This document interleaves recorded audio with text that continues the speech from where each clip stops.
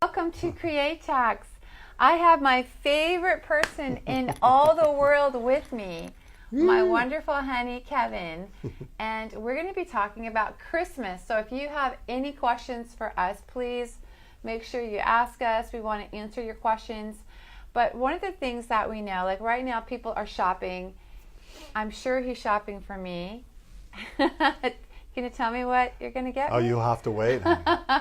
Everyone has to wait till Christmas morning. God, that's the hard thing about Christmas. But there's so many traditions that I know that you celebrate with your families around the world and that we have here. But all across the world, there are things that we celebrate, Jesus' birth and other stuff. But sometimes we don't get a chance to know what those traditions are. And so that's why we're here, is we want to share with you what's behind these traditions. And my husband has done so much research on so many things. It's incredible. So one of these traditions is the story of Santa Claus. Yes, Santa Claus. And about who he is and really what his story was. So, hon, share with us about Santa Claus. Okay, well, Santa Claus, of course, is one of the greatest revivalists of church history. Did you know that? That's crazy. Yeah, that is so crazy. Santa Claus actually healed the sick. He caused the lame to walk, blind to see. He raised the dead, actually. Come on. He was an amazing preacher of the gospel. Everywhere he went, he would win people to Christ through how he preached. And you know, he did all sorts of other things like providing dowries for young girls who didn't have finances to invest in a wedding, so that he would give them money so that they could get married to somebody and live a wonderful, fulfilling life, and just all kinds of really cool things about Santa Claus. Now, Santa Claus is actually rooted in not Norway, a Scandinavian country, Sinterklaasen.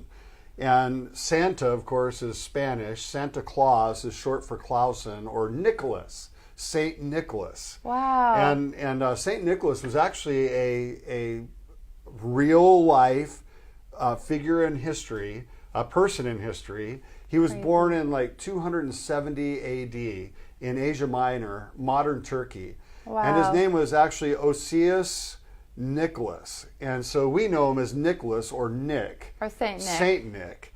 But this guy, he was born in a Christian home, and his family raised him to follow Christ. But when he was 9 years old, they died. And so a Catholic priest took him in, trained him, and when he became 18 years of age, he went into the priesthood and actually became a bishop and was part of actually the Nicene conference that Constantine pulled together, which is where we get the Apostolic Creed from and all that. Well, Saint Nicholas was actually part of that whole process. And so a lot of people don't realize that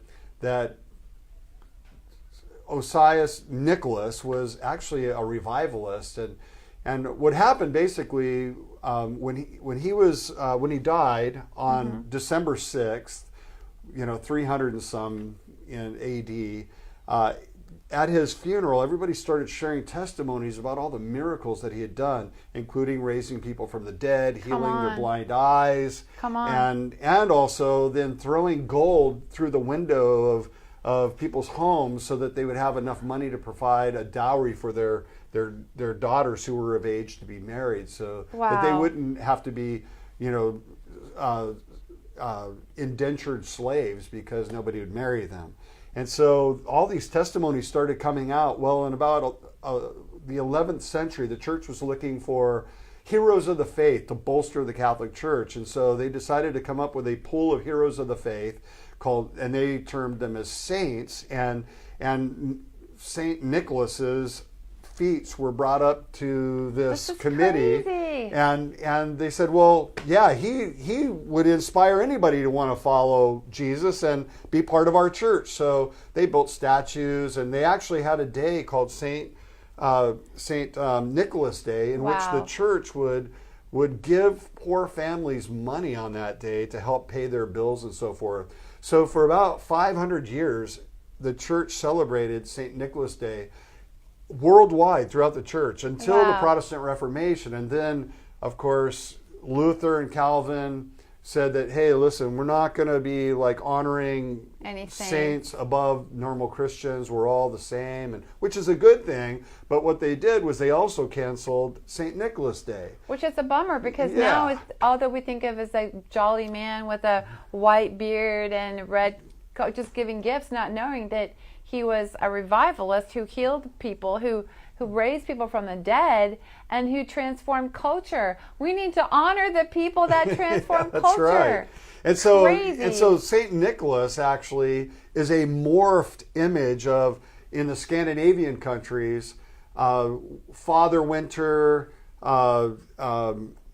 which was like the god, so to speak, that would protect people during the long, hard and protection and bringing hope, and in that culture, the leader of the village would dress up. Of course, they would have furry coats and big beards, and they would go from house to house and they would pronounce a blessing on the house through the winter, providing that the house would give them gifts. And so if you left out a treat for Saint Nick, so to speak, Father Winter, this governor of the village, then he would pronounce a blessing over your house to keep you safe through the winter.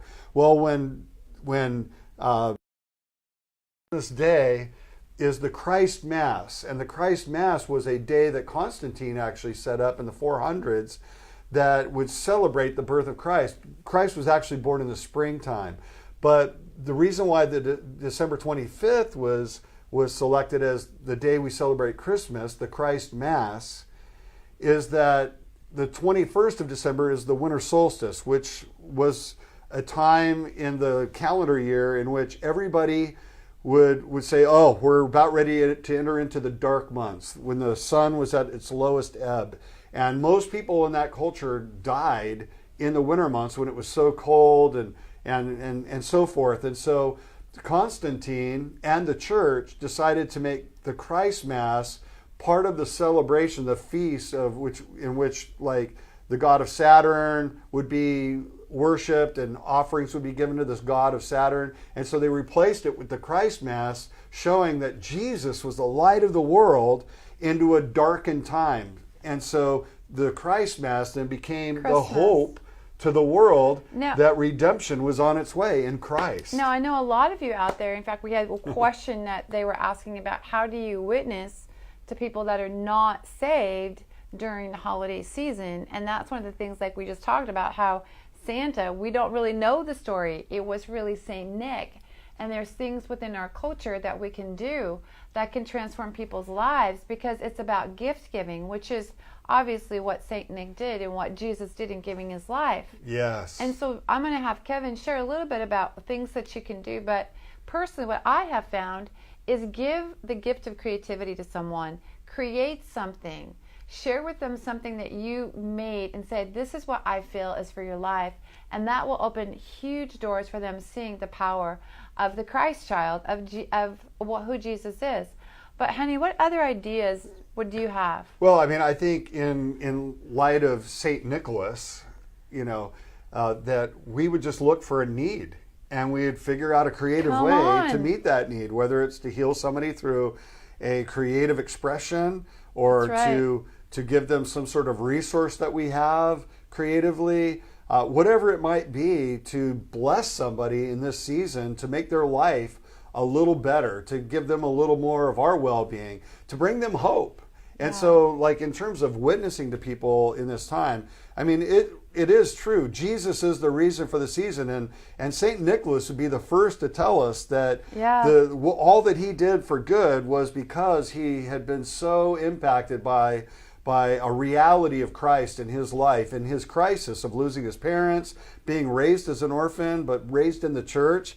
And I think so. I think that as we appreciate what God's done in us, that we'll be able to release through us the same spirit that St. Nicholas was releasing, which is God's presence to people. In fact, the 12 days of Christmas, should I share about that? But just a shout out. Hi. Say hi to Sue. She's watching. Hey, Sue. She's from Australia. Ginger from the snowy Michigan area. You're going to have a white Christmas. Ashley from New York. Jenny from Reno. Woohoo! Oh, we love Reno. We do. And Peach from the Philippines. So thanks for joining us. But yes, it's Christmas carols. We hear them all the time. What is the story behind the 12 days of Christmas?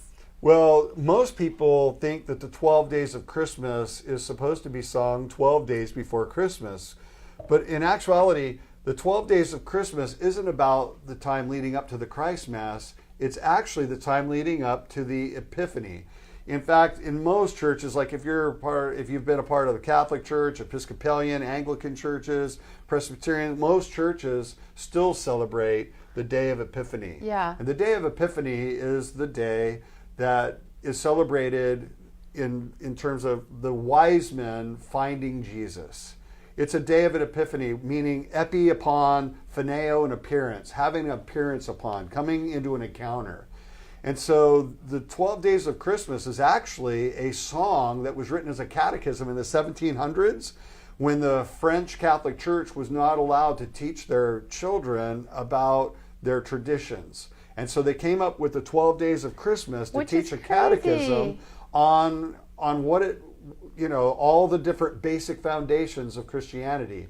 And so you've got everything leading to a partridge in a pear tree, which is symbolic of Christ dying on the tree. And the two turtle doves. The two turtle doves of the Old Testament and the New Testament.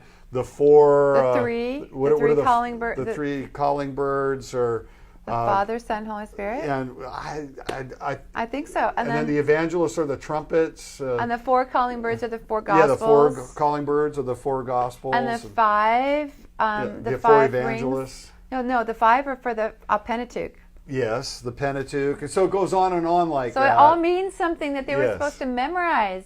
Yes. This is crazy. And so the important thing is that all these things, like knowing the Gospel, knowing the Old and the New Testament, knowing all the different elements of theology would lead you into an encounter of Christ on the day of Epiphany, coming upon an appearance of Jesus. This is crazy. And so I think what we might give to people in this time and how we might share with them is an encounter with Jesus. That's right. And when we prophesy to people, when we encourage them through our prophetic words or our prophetic art expressions in creative ways, we're not just giving them a poem or a written piece, that we've written about for them.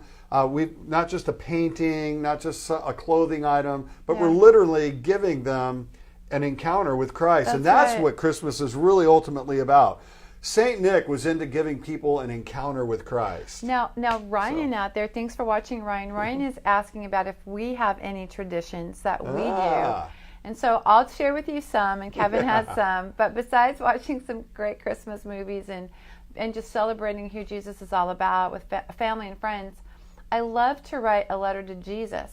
And what I do is I write a letter about what he's done in my life. I thank him, but then I write about what I want God to do in the lives of myself and my family. Then I seal it, and I put that in my stocking. And then the next year, I open it, and I find out what God did. It's crazy. So try that out. See what you think. The other one that I love to do is to write a letter to each of my family members about how I saw them grow. And Kevin and I do that together for our kids. And it just means the world, because it's not just giving gifts that are material, but it's giving the gift of our heart that transforms people. But share some. I think the other tradition is that my wife, Theresa, transforms our house into a novelty Christmas shop. It is so true. Like literally, we could charge admission into our house. It is so true. Like this year, she only put up half of what she normally puts up, and it's still like it's worthy of a price of admission. It's like people come over to our house. In fact, we just had 20 Chinese missionary they were aviators. They were learning aviation, and they came into our house, and they weren't Christians, and they came in, and just the environment became an encounter to them, and one of them received Jesus right there. One of them got healed. One of them had an ankle problem, and they got completely healed, and they all got transformed. It was crazy, and we all were singing. It was just basically to sing Christmas carols. It was crazy Which good. is another one of our traditions. We sing Christmas carols, and we sing do. Christmas carols like "Hark the Herald Angels Sing," "Silent Night," Yeah. "I'll Be Home for Christmas," "All I Want for Christmas Is My Two Front Teeth." I saw, Mommy Kissing Santa Claus. Santa Claus is coming to town. We sing them all, and we sing Santa Claus is coming to town with the idea revival's coming to town this Christmas season, and we're going for it. The other thing we do is we watch Christmas movies. We do. What's your favorite? Well, I mean, they're all my favorite. I mean, like Christmas Vacation, is way up there for sure. But really, like Scrooged is one of my favorite. Oh yeah. My favorite Christmas movies.